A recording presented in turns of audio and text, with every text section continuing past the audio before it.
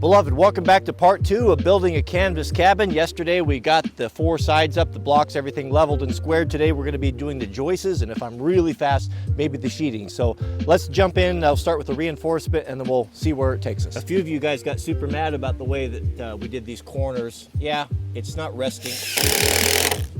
All the weight's being bore on these timber screws, which is fine. You know, this is just a temporary, the temporary canvas cabin floor here, but if this will make you feel better, we'll put these double Simpson corner brackets on with these engineered screws, and this will really tighten it up. This here will be plenty fine. Before we were resting all the weight on these 2 timber screws. The reason why they're too long is I'm just using the scrap that I have, so I'm not gonna go get extras because those are hanging out. This will all be buried. But these brackets are heavy, 6 screws per, and I'll do that on all 4 corners. It's time to start cutting and installing our joists. Our joists are going to be full dimension 2x12s on 24-inch center. So that's a little far apart. That can give you a spongy floor, but I'm also using 1-inch plywood that's tongue and groove. Here's a pro tip if you're setting your joist by yourself that'll make everything a lot easier and your layout perfect. Take a piece of scrap joist material or anything you have around, about 1 foot long, and you're going to rip off 2 1.5-inch pieces. Skill saw is also a piece of equipment that every pro host should have. I could build an entire house if I had no other tool than this as far as cutting. Learn to set your depth according to your material. That way you don't get in and cut stuff you don't want to cut, get into cutting nails. Another pro tip, use your speed square as a fence. Once you get lined up, this will help you make a lot straighter cuts.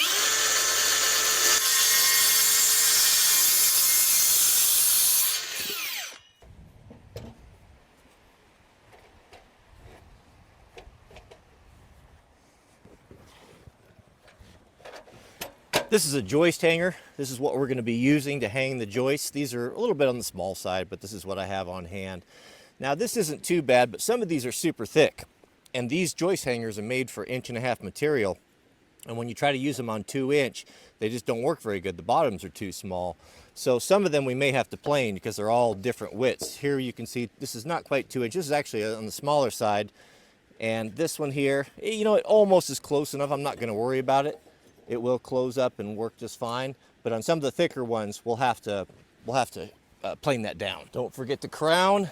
You want the rainbow up. Some people ask, well, if it's all crown, how do you get things level? Well, we're working with imperfect material, and you just gotta, take out as many variables as possible. Be as consistent as possible. A little crown's not going to hurt anything. Mark your crowns like this on both sides so both guys can see it. Now for those little pieces we ripped, we're going to hang those over the edge about 1.5 inches and just put in a 3-inch screw. Do this on both ends, on the top.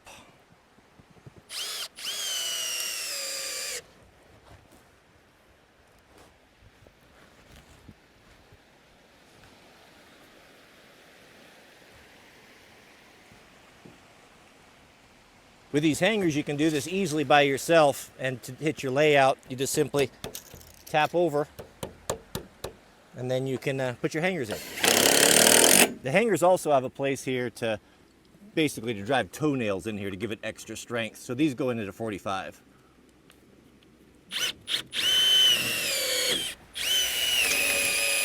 This end's a little bit wide. I could have planed this down a bit, but we'll force the hanger, bend the hanger to our will.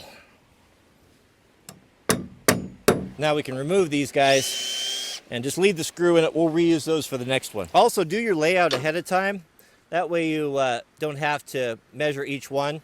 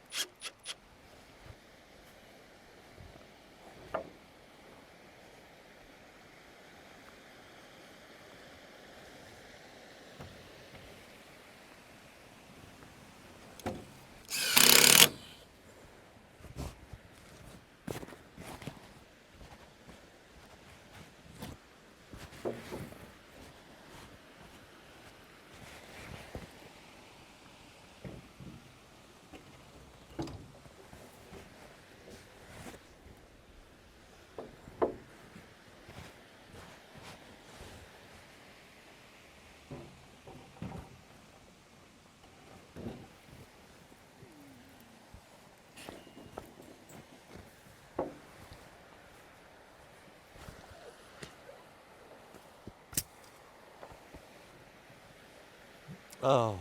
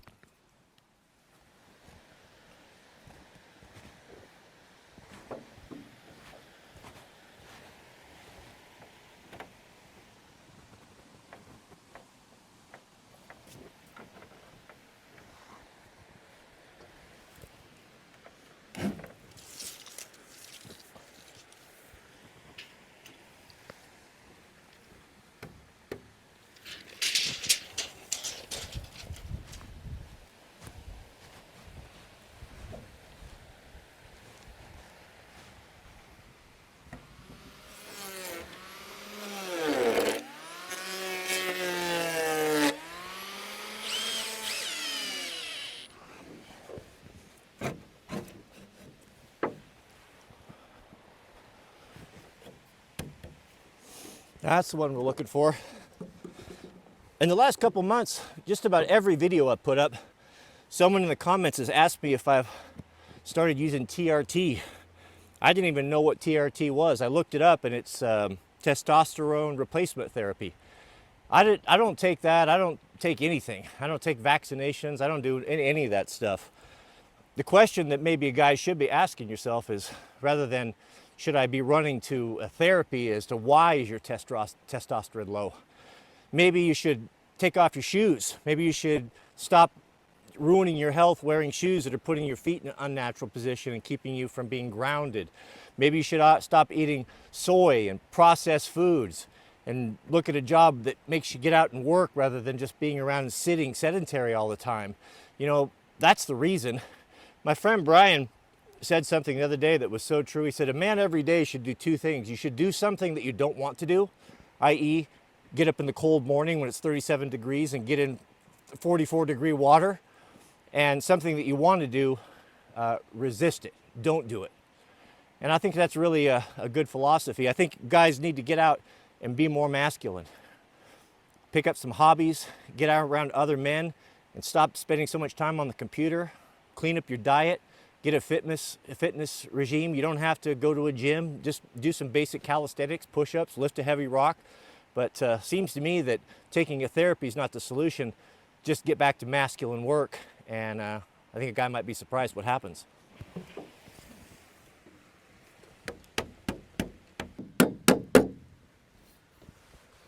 I'll tell you, gentlemen, one of the biggest mistakes that I did for many, many years was things like this.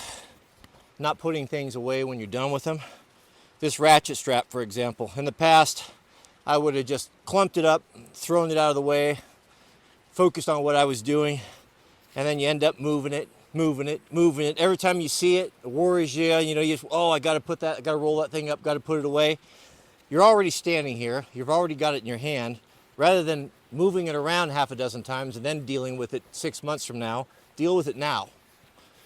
Roll it up, put it where it belongs, and you're done. You never have to worry about it again. That's how you keep order. That's how disorder creeps into your life and chaos, and why your shop looks like a bomb went off in it. There's nothing worse than a shaky or wiggly floor. One thing that guys have always done in the past is block out floor joists, meaning taking some of the scrap of the tail end of the joists and blocking them in here, basically taking any twist out of these things, and it really stiffens it up. I probably don't need them in here with this big plywood I'm going to use, but we'll go ahead and snap a line and run one course through there. It's not going to do any harm, and we've got the scrap. We're 14 wide, so we'll measure to the center and put a mark at 7. Same over here. This is a chalk line. This is something that every pro should have. This should be in your tool belt.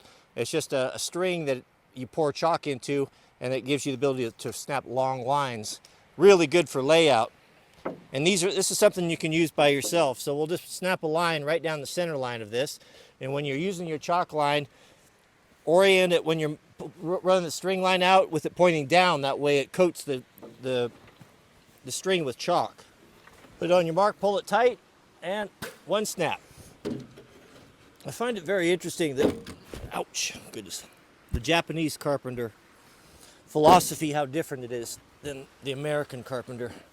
The Japanese tend to, when nature wants to, on a piece of wood wants to be crooked, rather than forcing it to obey their will, they kind of work around it, work with it, make their project flow with what the wood wants to do. But Americans are a warlike and competitive people. We compete with everything, including nature. And if it doesn't want to do what we want it to do, we'll simply create a device to bend it to our own will. I'm not going to be able to batch cut these because the different thicknesses of the joists, because these are rough milled, is all different. So each one's going to be custom.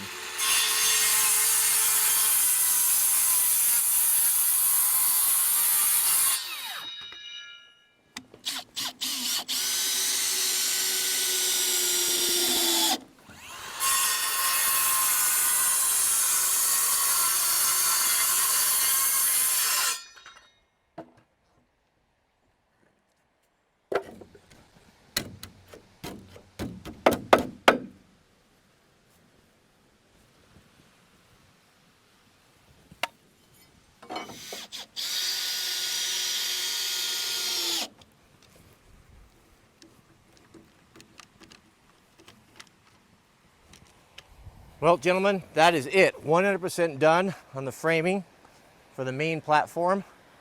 I'm glad I did that blocking. That's going to make it much more rigid. And then we still have the deck to build out. We're going to build that separately, that 6x14. Might just do that tomorrow. So tomorrow we'll also, Lord willing, we'll be doing the decking.